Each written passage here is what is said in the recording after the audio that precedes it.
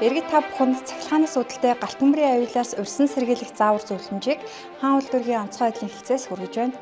Он гарснаас хойш хаан үйлдвэргийн нутаг дэвсгэрийн хэмжээнд 367 удаагийн галт төмрийн дуудлага мэдээлэл ирсэн байна. 2024 оны мөн үетэй харьцуулахад галт төмрийн дуудлага мэдээлэл маань 36.5% өссөн үзүүлэлттэй байна. Цахилгааны галт өртөхгүй байхын тулд бид өнөөдөр юу хийх юм бэ? Хамгийн түрүүнд юу шалгах ёстой вэ гэхээр гэр өрөө тасалгаанд байгаа залгуур, цахилгааны кабель, унтраалга, гэмтэж тасарч хугарч болзошгүй цахилгааны шалбарсан утас цэгийг байнга шалгаж хэрвээ гэмтэл гарсан байх юм бол заавал мэргэжлийн байгууллагад хандаж засвар үйлчилгээг хийлгэж явах шаардлагатай.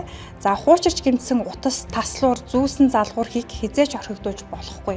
Залгуур дээр хит ачаал үүсэхгүй байх. За хидэн тоног төхөөрөмж нэг залгуурт шууд холбох нь маш өндөр эрсдлийг дагуулдаг.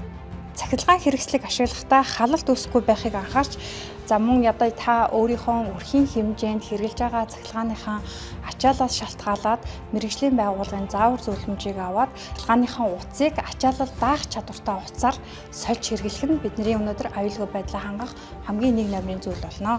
За гэр ахуйн тоног төхөөрөмжүүд болон одоо жишээлх юм бол угаалгын машин, хөргөө хүч, зуурагт зэргийг бол иргэд маань одоо хэрэглэхгүй байсан ч гэсэн цахилгааны их усрээс нь хэрэгж салгадаггүй ингээд байнгын залгаатай орхидог.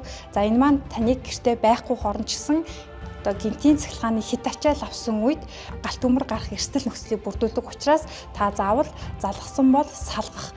За салгасан бол шалгаж байх юм зарчмыг баримталж одоо өөрийн болон өөрийнхөө хайртай хүмүүсийн аюулгүй байдлыг хангахыг зөвлөж байна.